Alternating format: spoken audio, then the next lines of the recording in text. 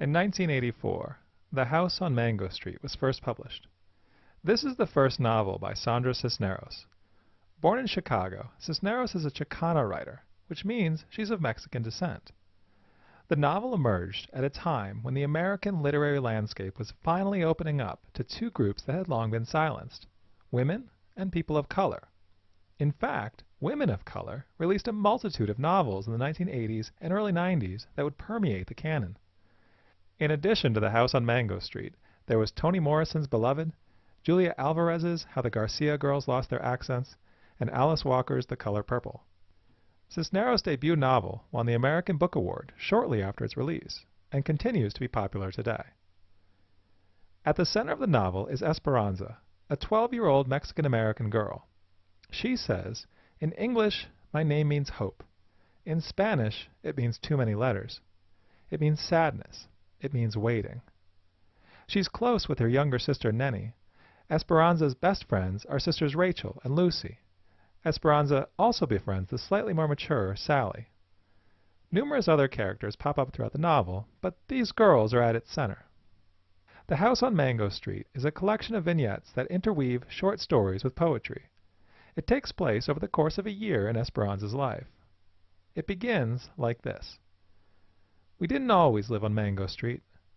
Before that, we lived on Loomis on the 3rd floor, and before that, we lived on Keeler. Before Keeler, it was Paulina, and before that, I can't remember. But what I remember most is moving a lot. Each time it seemed there'd be one more of us. By the time we got to Mango Street, we were 6. Mama, Papa, Carlos, Kiki, my sister Nenny, and me. The house on Mango Street is ours, and we don't have to pay rent to anybody, or share the yard with the people downstairs, or be careful not to make too much noise. And there isn't a landlord banging on the ceiling with a broom. But even so, it's not the house we thought we'd get. The speaker is Esperanza. The house on Mango Street is smaller, more cramped, and more run down than she'd hoped. Yet, as she notes, it is theirs. It's located in a congested Latino neighborhood in Chicago. Soon, Esperanza meets Rachel and Lucy, who live across the street. Along with Nenny, they have all kinds of adventures together. We also learn about the other people in the neighborhood. For example, there's the young woman named Marin, who tells the girls all about boys. Marin hopes she'll be whisked away from Mango Street to the suburbs by some rich man. There's also Alicia, a friend of Esperanza. She goes to a local university, yet since her mother died, her father forces her to do all the domestic chores. Then there are the Vargas children. There are so many of them that people have stopped trying to keep them safe, which is unfortunate because they hurt themselves constantly. As for Esperanza, the first part of the year involves the activities of children. There's jump rope, exploring, and secret poetry writing. Then she begins to go through puberty. She becomes aware of boys, and she and her friends start paying attention to their changing bodies.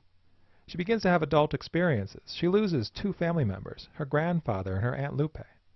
She also starts to focus on the older women around her and see how they are trapped in their roles and in their houses. Esperanza gets a job at a photo finishing store. While there, an older man violently kisses her, which teaches her about sexual violence. She also meets Sally, who is more sexually experienced than Rachel and Lucy. Sally's father is physically abusive, and as a result, she's more promiscuous with boys than Esperanza knows is wise. Sally is not a good friend to Esperanza. She takes her to a carnival and abandons her to go off with some boys.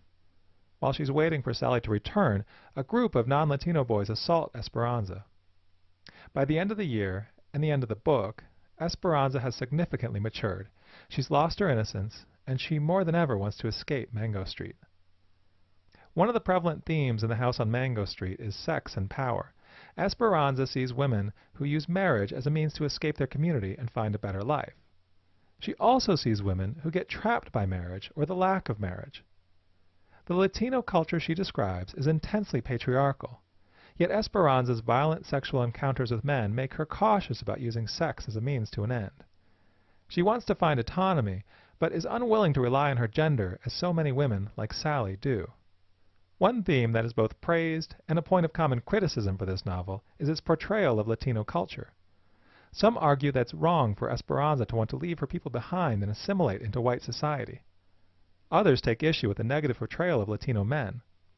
Yet Cisneros is offering insight into the hardships of being a woman in this male-dominated culture. One other key theme is the importance of language.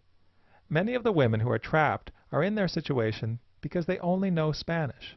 Since they cannot communicate in English, they cannot rise in American society. Esperanza is cognizant of how language can be limiting or empowering. In summary, The House on Mango Street is Sandra Cisneros' acclaimed debut novel. It interweaves a year in the life of many Latinos living in a Chicago neighborhood. The central character is 12-year-old Esperanza, who begins the novel as a child. Throughout the novel, she matures and loses her innocence, all the while deepening her desire to one day escape Mango Street.